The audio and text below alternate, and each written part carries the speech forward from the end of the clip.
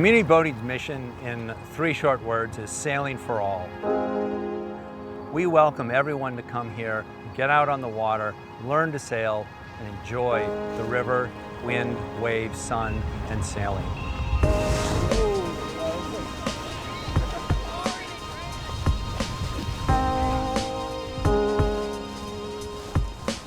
In a typical day, we probably have anywhere from 6 to 12 classes taught. On the water, in the classroom, windsurfing, sailing, racing, all elements of the sport. Between the kids program and the adult program, we'll probably have 500 people here every day.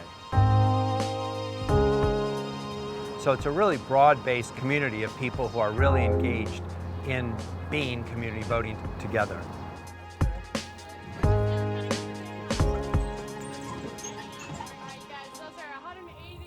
Community boating is a really unique boating center, especially in terms of our junior program.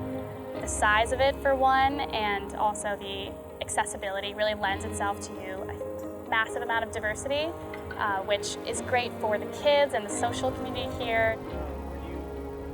There's kids that wouldn't normally have the opportunity to come down and do something like this. For a lot of them, they've never been on the water before, and so they're coming from all sorts of different backgrounds. It no longer is this sort of elusive sport. It opens it up, and I think that's awesome because I love sailing and I want everyone to be able to experience that. When I look back on this, I'm always going to remember the people that I've sailed with, and I'm also going to remember the feeling of sailing and the relaxation of just being on the water, just like leaving it all behind and just being calm and alone at peace with myself. People are more intensely themselves when they're sailing, and that is super valuable in the development of children, especially because they're still learning who they are. So for a lot of kids, out here on the middle of the Charles is where they learn a lot of things about themselves, and kids come every single day for the entire summer and have the times of their lives.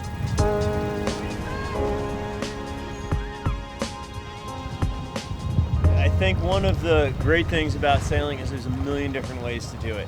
I love watching other people get it and then also enjoy it.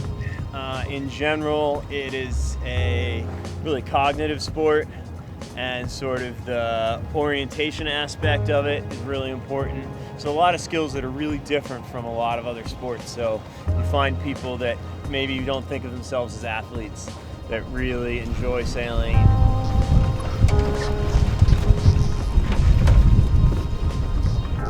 Boston has such great natural resources. You can get up to the White Mountains pretty easily. You can get down to the seashore on the Cape or out on the islands, but there's nothing quite like having this in your backyard.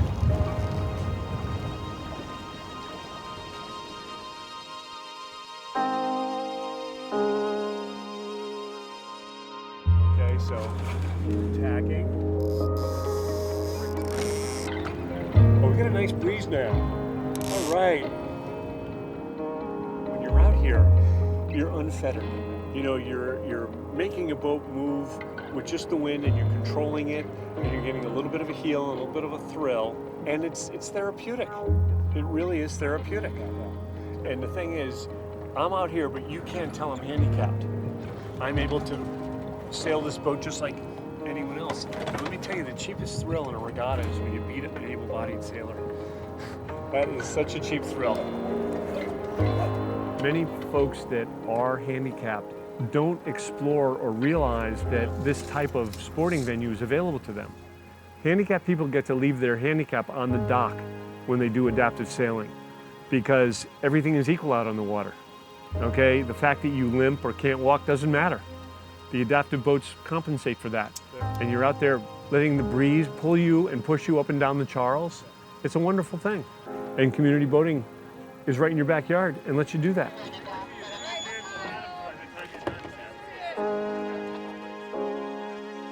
Being in the out of doors is a solace to the soul. It really, getting in the out of doors, whether you're in a forest taking a walk or out on the water enjoying sailing, you feel part of something that's larger than yourself. And that, I think, is the beauty of sailing and the importance of community boating.